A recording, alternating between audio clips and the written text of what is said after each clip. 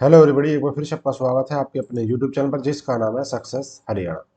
बहुत बड़ी अपडेट लेके आया हूँ जिससे हरियाणा की हर भर्ती का नक्शा बदल जाएगा। एचपीएससी हो चाहे एचएसएससी हो, और ये चीज़ मैंने आपको बहुत पहले बताई थी जब सीईटी का 56-57 हुआ था। जब रिजर्वेशन के बारे में मैंने बहुत सारी वीडियो बनाई कि रिजर्वेशन कैसे देना है। मेरी पुरानी वीडियो उठा कर देख लेना, एक दो वीडियो का लिंक मैं इधर दे दूंगा। जो चीज़ मैंने उस दिन कही थी, आज वही चीज़ सुप्रीम कोर्ट के द्वारा कही गई है। कल 1 मई को देखो मैं आपको दिखा रहा हूँ, और इससे अब एचएसएससी की सभी भर्तियों के ऊपर इसी का फर्क पड़ेगा, क्योंकि सुप्रीम कोर्ट से ऊपर कोई भी नहीं है, ना हाई कोर्ट, ना कोई और सरकार, ना कोई बोर्ड। तो अभी मैं आपको दिखा रहा हूँ Dipendra Yadav versus state of Haryana. Reservation का केस है प्री के अंदर, यानी जो मेंस में एग्जाम के लिए 4 गुना 10 गुना 20 गुना जितने भी गुना लेने होते हैं वो कैसे लिए जाएंगे, उसका केस था ये। मध्य प्रदेश का केस था जो बाद में माननीय सुप्रीम कोर्ट में चैलेंज हुआ, और हरियाणा में भी इसी तरह का केस लगा हुआ है, जेई वाली भर्ती पे लगा था। और 56-57 पे इसका डायरेक्ट फर्क पड़ेगा सभी भर्तियों के ऊपर। एचपीएससी की तो लगभग भर्तियों के ऊपर इसका विपरीत फर्क पड़ेगा। मैं बताऊंगा जब केस में, सब समझ जाओगे क्या कह रहा हूं। और जो इसने मेरी पहले वीडियो देखी थी वो भी समझ जाएगा कि मैंने उस टाइम क्या कहा था। आज वही चीज हुई है, वर्टिकल रिजर्वेशन है ये। और मैंने एसएससी इसी को फॉलो करती है, लेकिन स्टेट में इस तरह का फॉलो नहीं हो रहा था। देखो, पहले थोड़ी सी डिटेल दे देता हूं मैं आपको इस केस की। Dipendra Yadav versus state of Madhya Pradesh का केस था ये वाला। ठीक है, ये केस, इसमें क्या था कि वहां पे 15 गुना बच्चे लेने होते हैं, एमपीपीएससी के 15 गुना लेने होते हैं। तो वहां पे क्या हुआ, इन्होंने कहा कि मध्य प्रदेश के बोर्ड ने कि भाई हम रिजर्व कैटेगरी में चाहे कितने भी नंबर हो बच्चे के, और चाहे वो जनरल से भी बहुत ज्यादा ऊपर हो, लेकिन वो अपनी ही कैटेगरी में फाइट करेगा। यानी कि जो मेंस का एग्जाम होगा, 15 गुना जो बच्चे लिए जाएंगे, वो 15 गुना अपनी अपनी कैटेगरी के लिए जाएंगे, चाहे किसी कैटेगरी की कितनी भी कट ऑफ चली जाए। ज्यादा नंबर वाले को जनरल में शिफ्ट नहीं किया जाएगा, ऐसा वहां पे हुआ। 2019 की भर्ती थी ये, और यही चीज हरियाणा में हुई सीईटी में। जेई जेई मेन जेई का जो पेपर था, जेई वाला, उस पे केस हुआ था, वो यही था। फिर और केस में देखो, हाई कोर्ट में जर्नल वाला के हक में फैसला आया। हाई कोर्ट में, अपने हरियाणा हाई कोर्ट में ये कहा गया माननीय कोर्ट के द्वारा कि सभी अपनी अपनी कैटेगरी में ही काउंट करने हैं। जबकि एचएसएससी ने मिक्स कर दिए थे एसएससी की तरह, जो आज का है उस हिसाब से सही था वो। लेकिन सीईटी के 56 में इन्होंने 57 में इन्होंने ऐसा नहीं किया। अब एक ही भर्ती में दो पॉलिसी लगा दी, केस हो गया, जनरल वाले उसमें जीत गए। देखो, मैं केस का हवाला दे रहा हूँ, कोई अपने ऊपर मत लेना कि भाई तो हमारे खिलाफ बोल रहा है। जो केस हुए वो बता रहा हूं मैं अपने आपको। जनरल वाले जीते जेई वाले पेपर में कि भाई रिजर्व कैटेगरी वाला कोई भी कैंडिडेट जनरल में काउंट नहीं होगा, मेंस के लिए चाहे कितने भी नंबर हो अपनी कैटेगरी में रहेगा। लेकिन अब फैसला पलट गया है।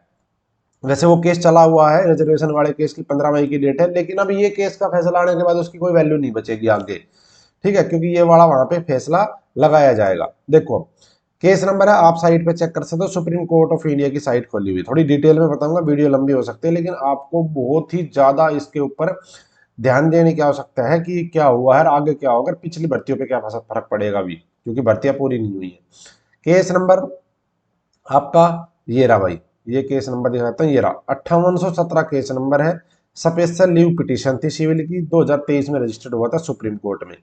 यानी कि जो एमपी हाई कोर्ट की डबल बेंच ने बच्चे के हक में फैसला दिया था कि आप 15 गुना जो लोगे उसमें आप रिजर्व कैटेगरी कोई भी हो, अगर उसके नंबर जनरल से ज्यादा है तो पहले आप सभी की मिक्स करके जनरल की कट ऑफ बनाओगे, जिसमें सभी कैटेगरी के बच्चे होंगे, जो ज्यादा नंबर वाले टॉप पर जो बच्चे 15 गुना है वो लिए जाएंगे जनरल में।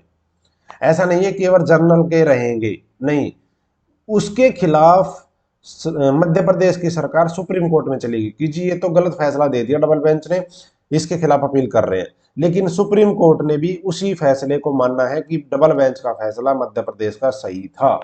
यानी कि टॉपर 15 गुना बच्चे जनरल में जाएंगे चाहे किसी भी कैटेगरी के हो, उसके बाद बचे हुए बच्चों की रिजर्व कैटेगरी कट ऑफ बनाई जाएगी, ये था। और ये फैसला आ चुका है, 1 तारीख कल थी, 1 मई को ये केस था अपने सुप्रीम कोर्ट में, और यहाँ पे डिस्पोज हो गया है।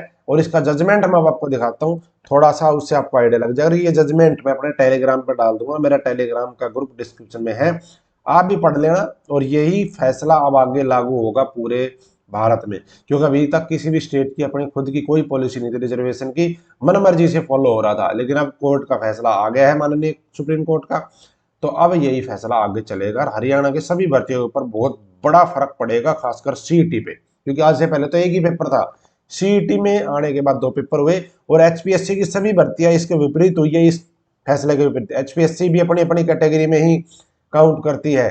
जो वो केस चला हुआ है ना एचपीएससी का, वो लड़की ने परमिल्ला वाला जो केस है, उस लड़की की जीत होगी अब इस केस में। वैसे तो वो जीत गई थी सिंगल बेंच में, लेकिन डबल बेंच में चली गई सरकार, वहां पे स्टे हो गया वो। लेकिन अब इस फैसले से उस लड़की की जीत होगी, सभी भर्तियों के ऊपर बहुत बड़ा फर्क पड़ेगा। देखो फैसला दिखाता हूं मैं आपको क्या आया है। देखो ये फैसला है भाई, इसकी कॉपी मैं आपको दे दूंगा अपने टेलीग्राम पे। अब देखो यहाँ पे मैं आपको डायरेक्ट लेके चलता हूँ मुद्दे की बात पे। वैसे आप पढ़ लेना इसको बहुत अच्छे से, टेलीग्राम का लिंक मैंने डिस्क्रिप्शन में दे ही दिया है, अच्छे से पढ़ोगे, वकील से पढ़वा लेना अच्छे से अपना। यहाँ पे देखो leave granted only SLP special leave petition इतने के लिए कर दी गई है। और यहाँ पे और भी इसके साथ बहुत सारे वैसे मर्ज केस थे। और यहाँ पे बताया गया भाई कब क्या हुआ, तो वो चीजें तो आपके लिए जरूरी नहीं है कि एमपी में कौन सी भर्ती कब निकली, ये है, ये सारी चीजें बेसिक डिटेल है। लेकिन अब यहाँ पे मैं एक चीज दिखाऊंगा आपको, यहाँ पे देखो ये जो है ना, यहाँ पे rule for mode of preparation of selection list, select list.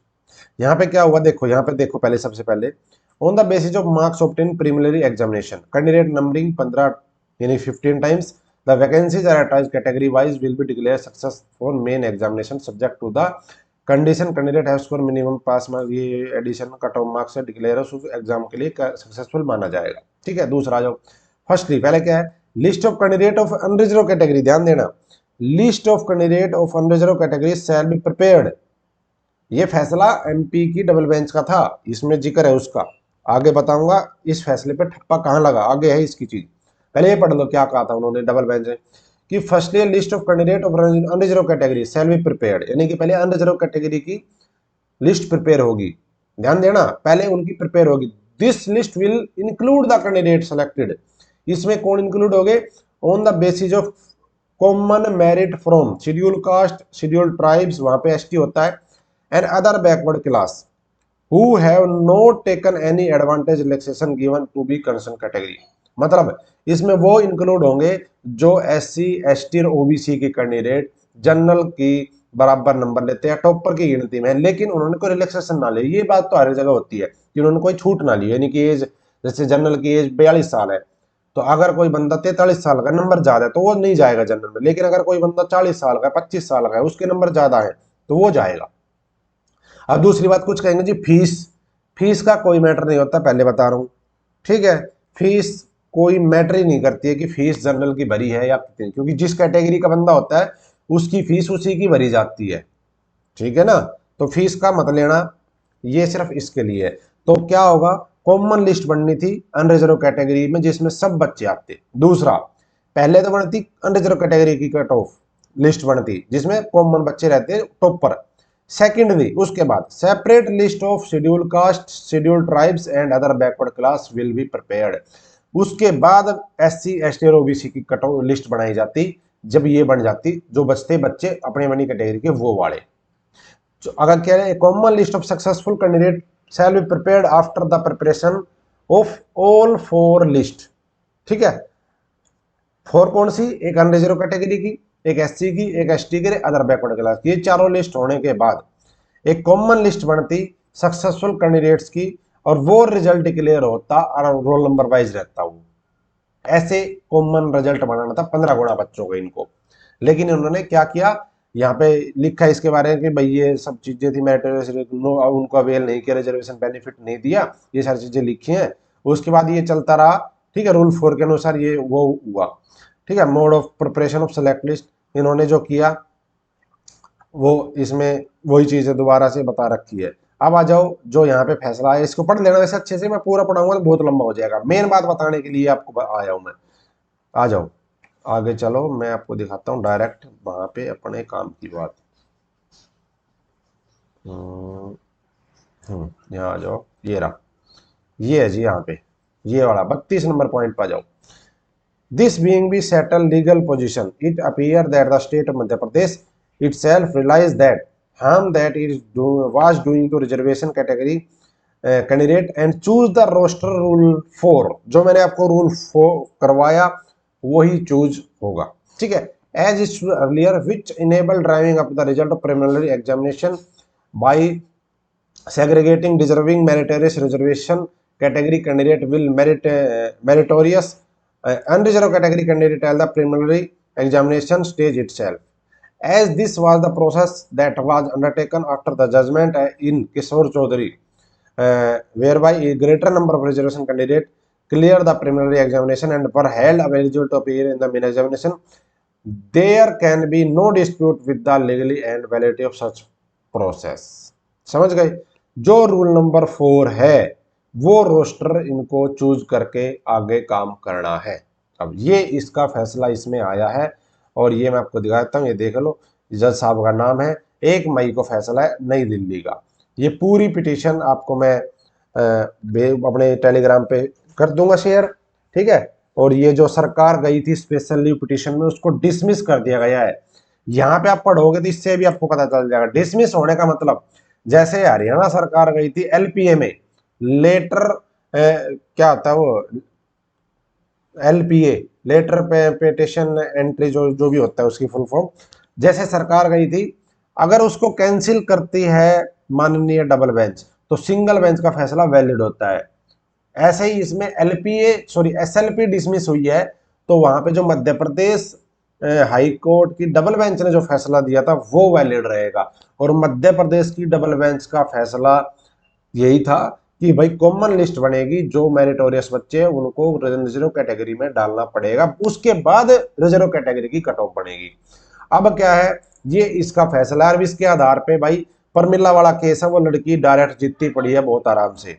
CET के जो 56-57 और जेई, इनमें इसका फर्क पड़ेगा। आगे जो भर्तियां होंगी उनके ऊपर एक ये फैसला अब यही चलेगा आगे।